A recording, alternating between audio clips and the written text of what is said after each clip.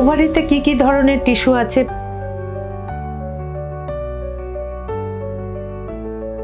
প্রথমে আসি যে একটা কাভারিং আছে, পর্দা, যেরকম আমাদের বাড়িতে পর্দা লাগাই, দরজা হয়, তেমনি একটা কাভারিং আছে, সেটা বলে এপিথেলিয়াম। এই এপিথেলিয়াম থেকে সবচাইতে বেশি টিউমার বা সিস্ট হয়ে থাকে। তারপরে হচ্ছে ফলিকলস বা জার্ম সেলস, যেখান থেকে ডিমগুলো বেরোয়, তারও একটা ধরনের টিউমার হতে পারে। এছাড়া মাঝে মাঝে স্ট্রোমাল টিস্যু থাকে, তার একটা টিউমার হতে পারে। কাজে বিভিন্ন বয়সে বিভিন্ন রকম টিউমার হতে পারে। এবার রিস্ক ফ্যাক্টরস এর মধ্যে সবচাইতে বেশি যেটা এজেড পেশেন্টদের ক্ষেত্রে এই এপিথেলিয়াল টিউমারের ইনসিডেন্সটা অনেক বেশি। আফটার মেনোপজ গ্র্যাজুয়ালি ইনসিডেন্সটা বাড়তে থাকে, তবে দেখা গেছে 85 ইয়ার্স এর পর কিন্তু ইনসিডেন্সটা আস্তে আস্তে কমতে থাকে। এজ একটা ফ্যাক্টর, কিন্তু জার্ম সেল টিউমারটা ইয়াং এজে হতে পারে, বিলো 40 ইয়ার্স হতে পারে। সেই সব ক্ষেত্রে জেনেটিক মিউটেশনের একটা রোল আছে। হেরিডিটারি, যাদের ফ্যামিলি হিস্ট্রি আছে ওভারিয়ান ক্যান্সার, কোলন ক্যান্সার বা ব্রেস্ট ক্যান্সার, তাদের ক্ষেত্রে ওভারিয়ান ক্যান্সারের সম্ভাবনাটা বেড়ে যায়। স্মোকিং কিন্তু